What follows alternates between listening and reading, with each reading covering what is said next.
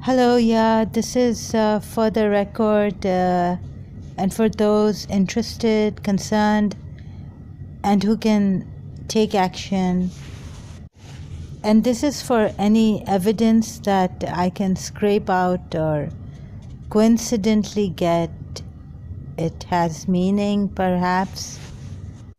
Maybe God is giving me signs as to who is doing black magic on me, who has done black magic on me, how many people there are.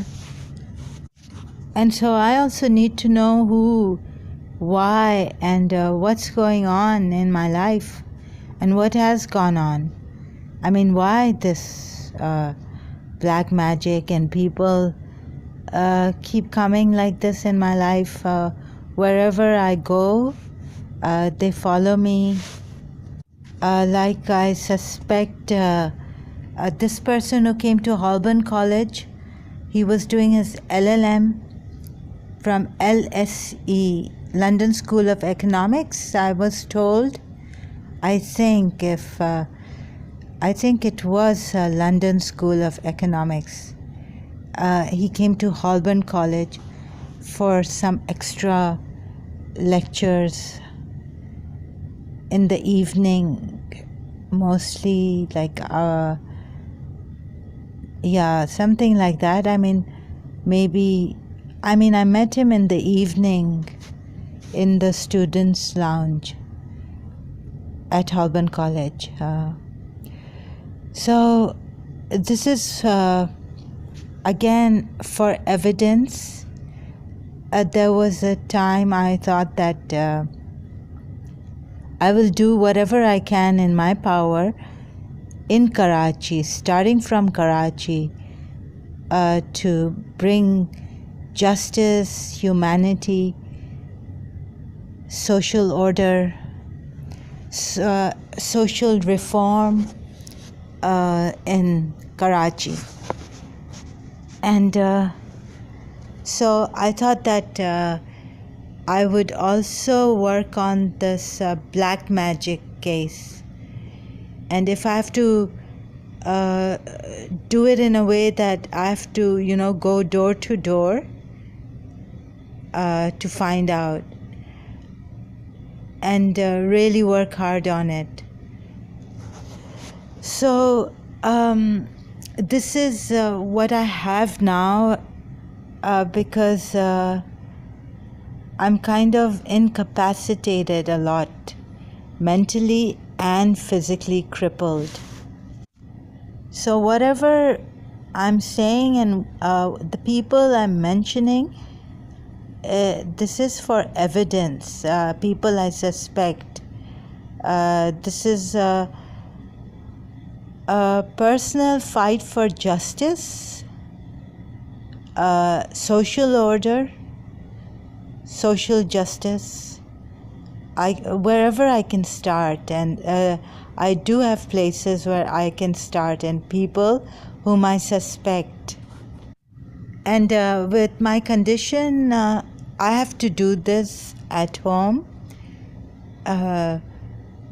because now this is the only way I can bring some change.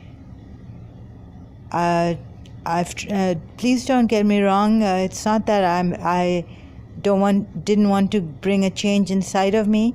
Lots of changes have taken place inside of me for the worse. What I never even dreamt of, like hearing voices and things like that. Although my intentions and my actions were for the betterment of myself and my environment. So I've had to take some names, and now even the places where they work. I think the name I gave in the previous video of my case, who else has done black magic on me, I gave Rai and Associates.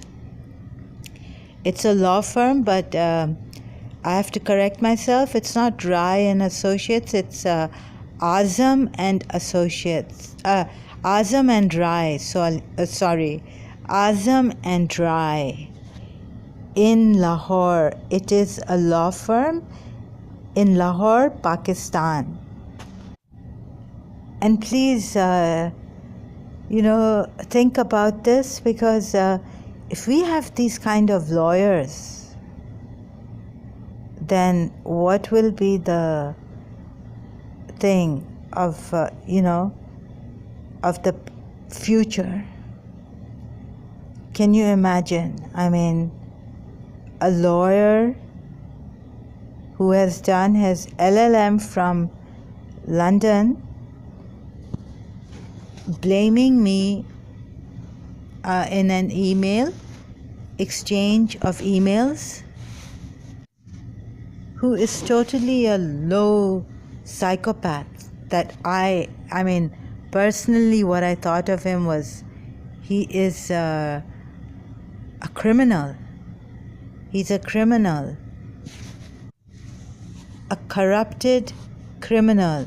He can't do any justice, can't even be fair. Prejudice is one thing, but something beyond prejudice is, it's cruel. It's cruel to blame someone for something I didn't even do wrong. Something like, praising the then principal, Mr. Raj Gupta, in Holborn College. He was our principal there. So I was praising him, and this lawyer didn't like it. Previously, I had asked him he could come as a brother and stay at my place, and in Karachi. I invited him and all.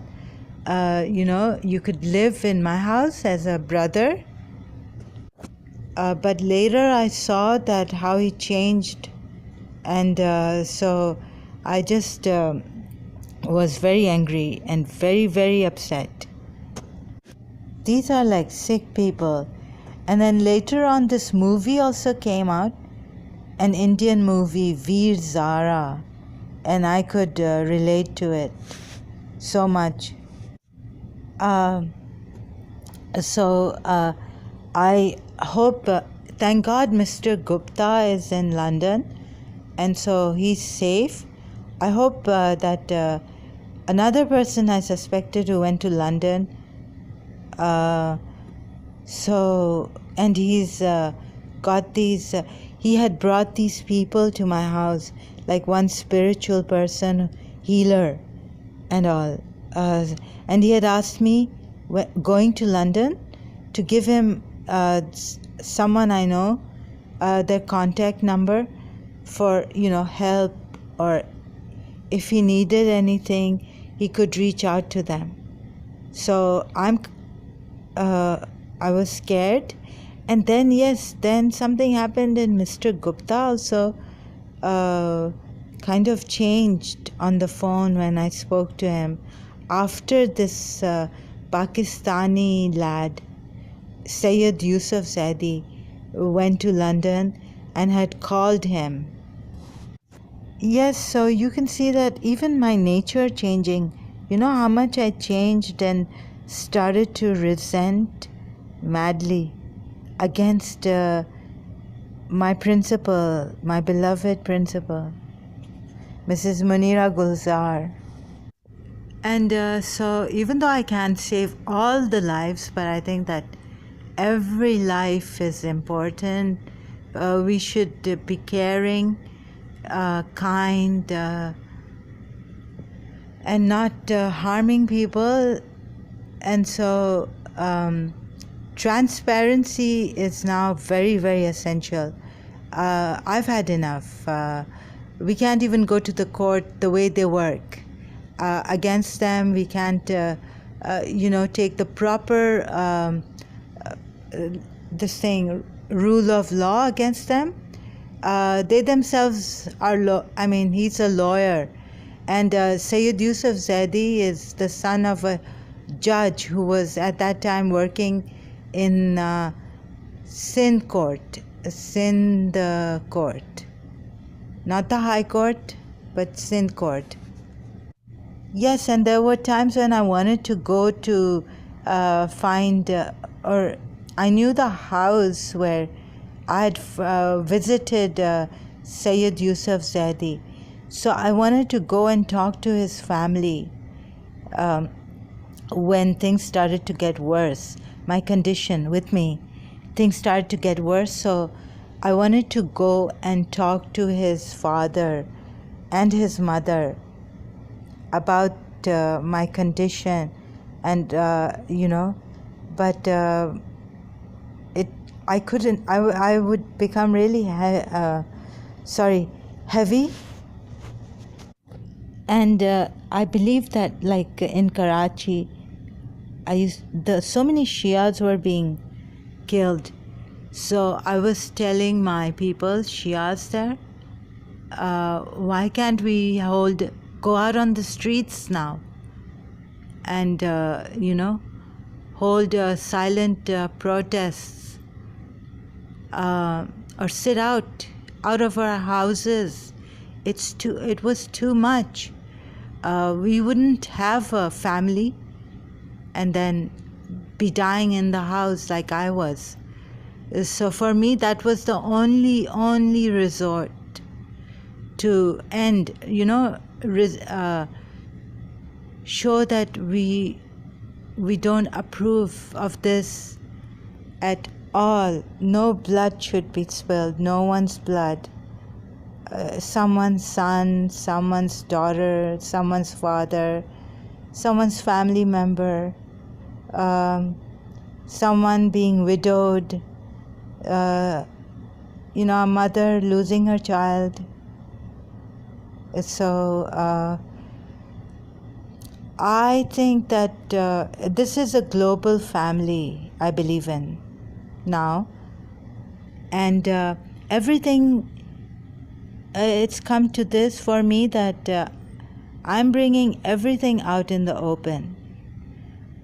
Someone would not agree with me and say that our personal life, private life, and there are many people out there who can exploit us too.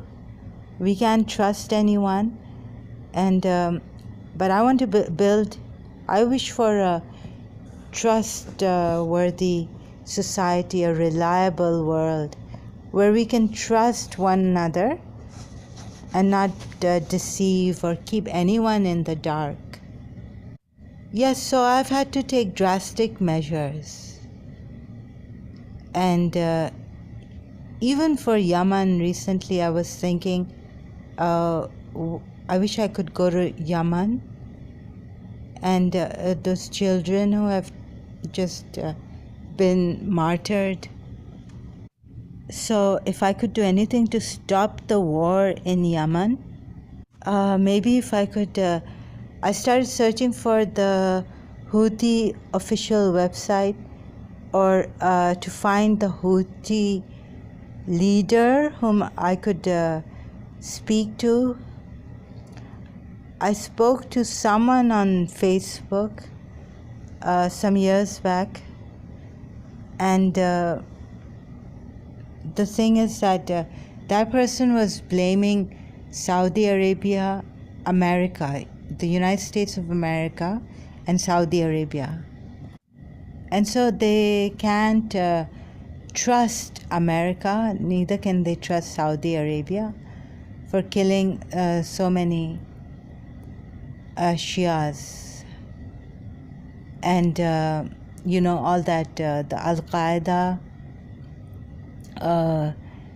were made. I mean, Osama bin Laden was Saudi Arabian. And so there's I don't understand the reason why they would be killing Shias. Or my Shias would never, ever do such a thing. The true Shias, you can see His Highness Aga Khan, the Ismailis, his murids would never do such a thing. We're not allowed to do this killing. And I'm really grateful to those Muslims, Sunnis, and Wahhabis also, and Deobandis, all the Muslims who are cooperating. They would never kill us, Shias. And they know that we need to progress now, leave the past behind. We are all Muslims. We need to bring a progressive, trustworthy, reliable world. I like that lawyer. I wanted to make him a family friend, brother. And I had opened my house for him. I invited him to come to my house. I would have given him my brother's room to stay in. And so, yes, I'm very grateful to all those Muslims cooperating, leaving behind the differences and not, going after fellow Muslims or hating them for being a different sect or school of thought. I really cannot imagine understand or imagine why a fellow Muslim would be killing another fellow Muslim. And I was going to say something else. Yes, there was someone, a non-Muslim, who asked me if Yazid, the one who got Imam Hussein alayhi salam butchered, martyred in Karbala. So Yazid's army. Yazid, was he a Sunni? And I just didn't, I was quite taken aback. And I think I did reply saying that he was a hypocrite. So, and then I was thinking that some of the Sunnis they take the traditions from the Umayyah, the Islamic traditions. We have our own, the Shia Muslims. We take from Ahl Bayt of Hazrat Fatima Zahra, Salam Allah alayha, Panjatan Pak, Rasulullah, traditions from his family members. And so I don't think that Yazid was a Sunni. I could not think. I had to think. I could not answer. I had to think about this before answering. Yes, and Yazid was a fasik. He was a hypocrite. He was a mushrik. He actually believed in idolatry because of his forefathers. And we think that whatever we now believe, but they were from, this is what we think. And now if some of the Muslims believe that Yazid was bad, cruel, but then the other caliphs were okay, so it's their belief. But Yazid himself was not a Sunni. And many Muslims don't even believe in him being a caliph. And so I'm grateful. I just wanted to explain this so you get an idea of the fact that I have nothing against the Sunnis. Like, I don't hate the Sunnis.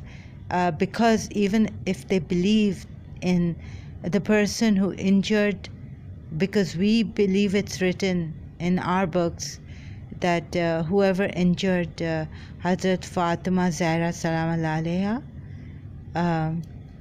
and so we don't hate those who believe, who follow that person who injured Hazrat Fatima Zahra Salam Alaiha. And it's like we can't even dream of, we're not supposed to go after those people to take revenge now or get our justice, or say that because these people believe in that hypocrite or that fasik, they are infidels and they are disbelievers, so let's kill them because they have believed in liars and all this. So this kind of hatred we're not supposed to spread. We're supposed to, like, we understand that some people believe and in the one who injured Hazrat Fatima Zahra Salam Alaiha, and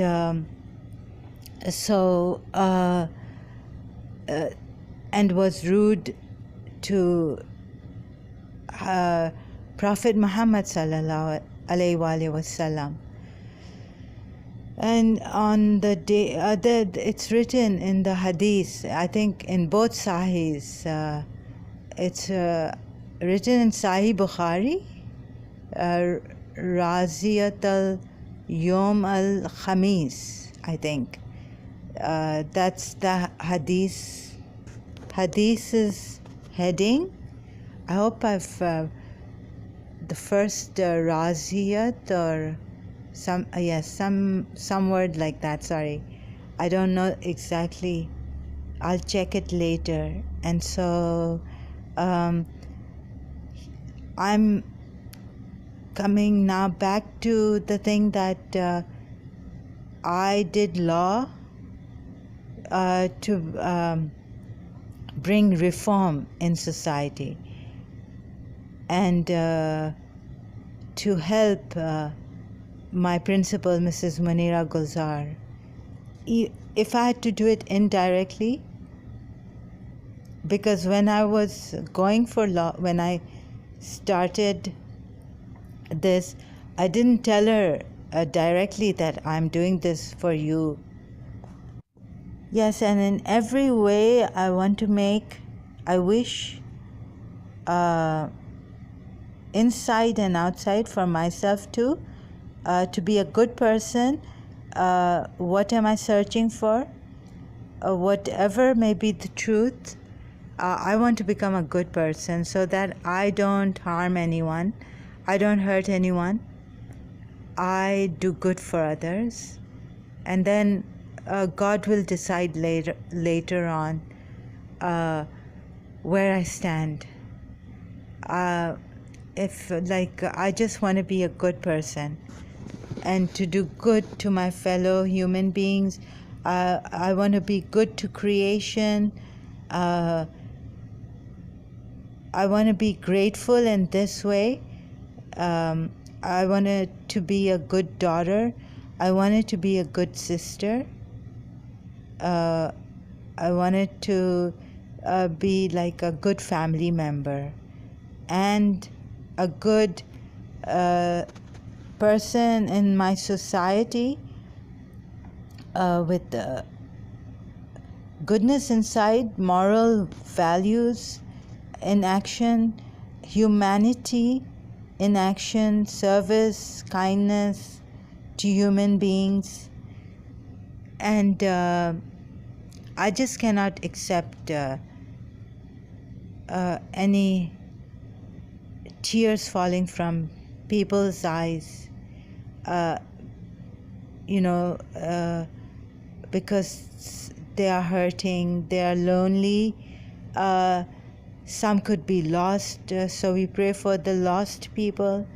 But those deliberately hurting others and the thieves, chore we had in Pakistan, the politicians and all, who have taken so much money of the Pakistanis, so and put Pakistan in poverty level, underdeveloped country. So I want to see good, and for this, if I have to bring out names and where the law doesn't reach anymore, the law doesn't reach. Here I went to the police, so I'm asking people to cooperate with me because my situation is quite difficult. My case is very, very complicated. We don't have proper evidence. There's unseen evidence. Black magic doesn't have, that kind of, even in murder cases, it's difficult. So where we can find proper evidence, material evidence, in black magic, it's very easy for the person to cover up and be doing it behind our back. So this is why I've had to. It's very difficult, so I have to take names of those I suspect, and so interrogations could take place, and something may come out of it. I just cannot leave it like this. And I believe that if I've wronged someone, I do confess, and I do ask for forgiveness, and I do try to explain my wrongdoing or faltering. For example, if something is my weakness and that person is close to me as a family member, I have confided in them, taking them to my room and saying that this is my weakness, please understand, and please don't step on this weakness of mine, because I then cannot control it, and this is my condition. And this is how I am. I've tried changing it, but this is the weakness. Right now, for it to become a strength, it may take time, so please be patient and understand. So this is how I explained a family member of mine, and this is how I do it. This is the way I do things. When what is my mistake, I don't hide it. I say it, and I say, please, this is my weakness. Right now, I'm raw in this. I'm not, good yet or strong yet. So please don't step on this. And like this. And this, so this is for the betterment of myself and for the world, people. And I've had to now come out like this. I would have also done something if I had the strength when I was in Karachi to stop all this corruption, stop the people from harming one another. We've prayed for a longest time. I know in congregations too, religious congregations, later on for the world, we've prayed for peace, aman, in the world, in our countries, in our societies, in our families, in individuals, for prosperity too. But it just got worse and worse. So I've had to take this action. Thank you so much. We'll continue if need be. Hello, yeah.